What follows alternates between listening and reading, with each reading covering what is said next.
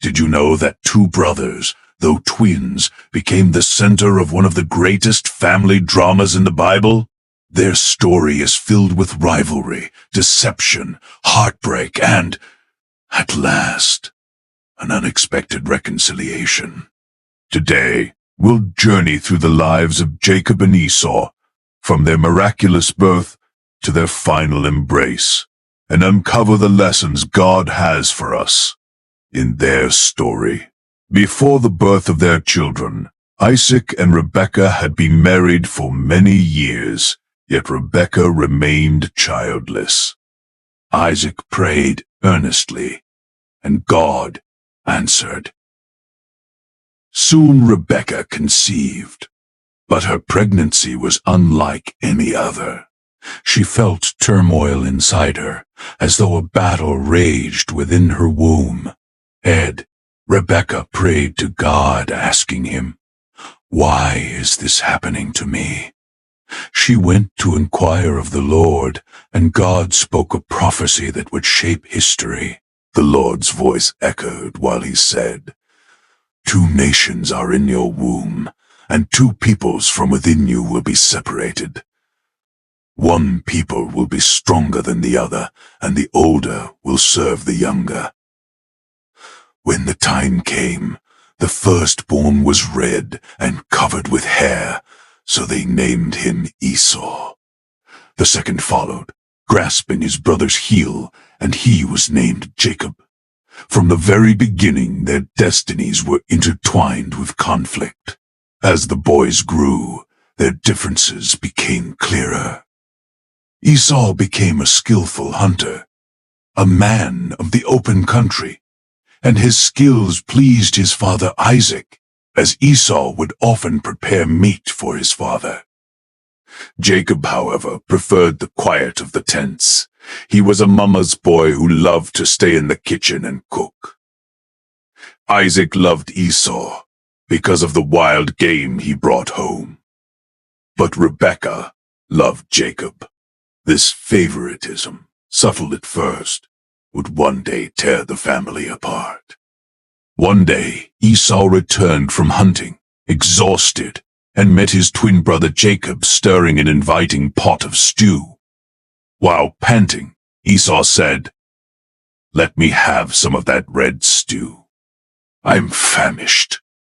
Jacob calmly said, "First, sell me your birthright." Esau impatiently said, "Look, I am about to die. What good is the birthright to me?" So Esau swore an oath and sold his birthright to Jacob, thinking it was nothing. For a bowl of stew, Esau traded away his inheritance as the firstborn. And many years later, their father Isaac grew old and nearly blind. He called for his favorite child Esau to prepare a meal so that he could bless him with the family blessing.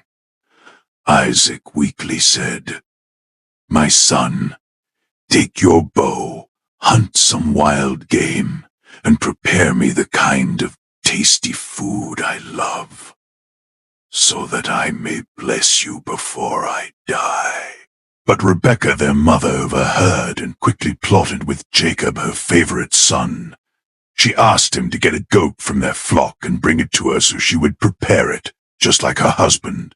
Their father loved it, she said. She'd disguise him so he could present it to his father and get the blessing meant for Esau. Jacob was afraid that his father would find out and curse him instead, but his mother said, "Let the curse be upon me." So she dressed him in Esau's clothes, because Esau was hairy, had a particular scent, and he dressed in animal skins. Their mother also covered Jacob's hands and neck with goat skins, and sent him to his father. Isaac suspiciously asked, "Who are you, my son?" Jacob in hesitation answered, "I am Esau, your firstborn." Isaac, uncertain, touched Jacob's hands and said, The voice is the voice of Jacob, but the hands are the hands of Esau." Then Isaac ate the meal and blessed Jacob. While praying, Isaac said, "May God give you heaven's dew and earth's richness. Be Lord over your brothers, and may the sons of your mother bow down to you." Only moments later, Esau returned with his meal, only to discover the deceit. His brother Jacob had already collected the blessing in disguise. Esau cried out, "Bless me, me too, my father." Isaac answered while trembling, "Your brother came deceitfully and took your blessing." Esau, crying bitterly, said, "Father, have you no blessing left for me?" And Isaac his father said, "Your dwelling shall be of the fatness of the earth, and of the dew of heaven from above. You will live by the sword, and you will serve your brother.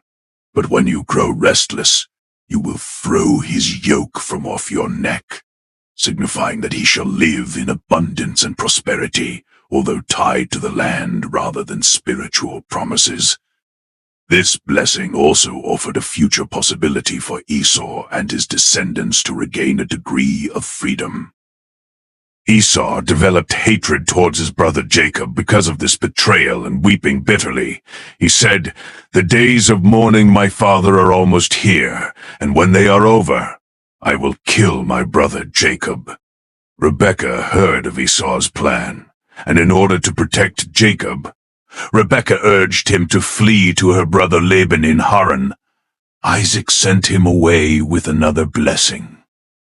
On the journey, Jacob stopped for the night. Alone and afraid, he laid his head on a stone. That night he dreamed of a ladder reaching heaven, with angels ascending and descending. The voice of God echoed, saying, "I am with you, and will watch over you wherever you go. I will not leave you until I have done what I have promised." Jacob awoke in awe and declared, "Surely the Lord is in this place." He took the stone he used as a pillow at night, set it up, poured oil on it, and named it Bethel, meaning the house of God. Jacob proceeded with his journey, and when he came upon a well where people drew worse to feed their flocks, he asked them where they were from, and they answered, "We're from Haran." And he asked them if they knew Laban, son of Nahor. They answered, "Yes, we know him." Jacob asked, "Is he well?" And they answered, "He is well, and look, his daughter Rachel is approaching us with her father's sheep." Jacob then suggested to them that they should water their sheep and feed them, but they said they cannot until the flocks are gathered and watered together. So Jacob rolled the stone off the well, drew water, and fed Laban's sheep, which Rachel had brought to the well. Afterwards Jacob kissed Rachel and told her he was her father's brother, and that he was Rebekah's son. On hearing this, Rachel ran home and told her father Laban, and he ran out to embrace and kiss Jacob. Laban said to Jacob, "Because you are my family, you cannot work for me for free. What shall I pay you with?" Laban had 2 daughters. The older one was Leah, who was tender-eyed, and the younger one, Rachel, who was beautiful and favored. Jacob already felt deeply in love with Rachel, and said to Laban, "I will serve you for 7 years to marry her." The 7 years seemed like a few days to Jacob because he loved her. 7 years later, Jacob said to Laban, "I have fulfilled my duty to you. Now give me my wife." But on the wedding night, Laban deceived Jacob, giving him Leah instead of Rachel, and Jacob spent the night with her as his wife. When morning came, Jacob realized that she wasn't Rachel and protested, saying, "Why have you deceived me?" Laban said firmly, "It is not our custom to give the younger daughter first. Work another 7 years, and Rachel will be yours." So Jacob worked 14 years for Rachel because he loved her. Jacob finally married Rachel, but she couldn't conceive. Her sister Leah, the unloved, had sons for Jacob and gave him a maidservant so he could have more children with them for her. Over time, it became a competition between these two sisters and their maids, which results in Jacob being shuttled from bedroom to bedroom, tent to tent. Jacob was controlled by the women in his life, much like he had been with his mother Rebekah. In his home, there was joy and pain, the joy of bearing children and the pain of infertility. Leah was praised for having children, and Rachel envied her sister.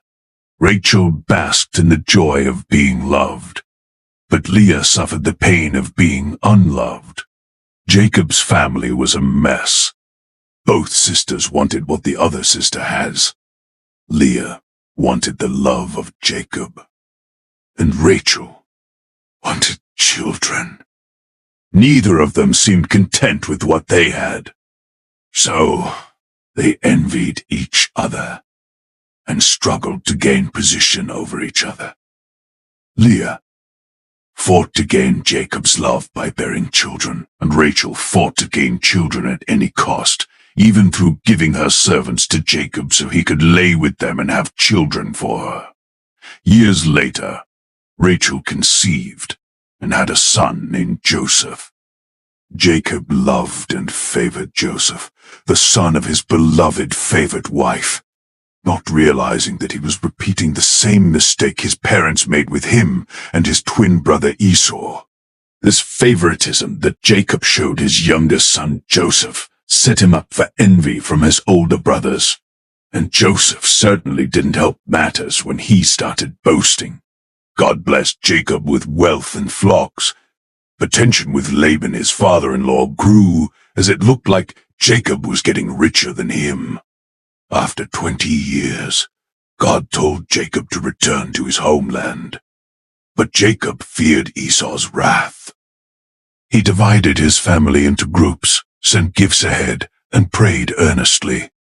Jacob prayed, saying, "Save me, I pray, from the hand of my brother Esau, for I am afraid he will attack me and my family." That night, Jacob was left alone, and a mysterious man wrestled with him until daybreak. Jacob refused to let go until he received a blessing. The man said to Jacob, "Your name will no longer be Jacob, but Israel, because you have struggled with God and with humans and have overcome." Jacob walked away limping, but forever changed. The next morning, Jacob saw Esau approaching with 400 men. Fear gripped him, but he bowed low to the ground in humility. Then the unthinkable happened. Esau ran to meet Jacob, embraced him and wept. Esau said, "What do you mean by all these gifts?" And Jacob answered, "To find favor in your eyes, my lord." While smiling, Esau said, "I already have plenty, my brother. Keep what you have." After years of bitterness, the brothers were reconciled by God's providence. The story of Jacob and Esau reminds us of the dangers of favoritism, the pain of deceit, and the cost of selfish desires. Yet it also reveals God's sovereignty, his power to redeem broken relationships and turn conflict into peace. Just as Jacob and Esau were reconciled, we too are called to seek peace and forgiveness. For God's plan always prevails, even when our choices bring pain. Kindly read Genesis 25:33, the story of Jacob and Esau, for more factual information, and subscribe for more stories like this.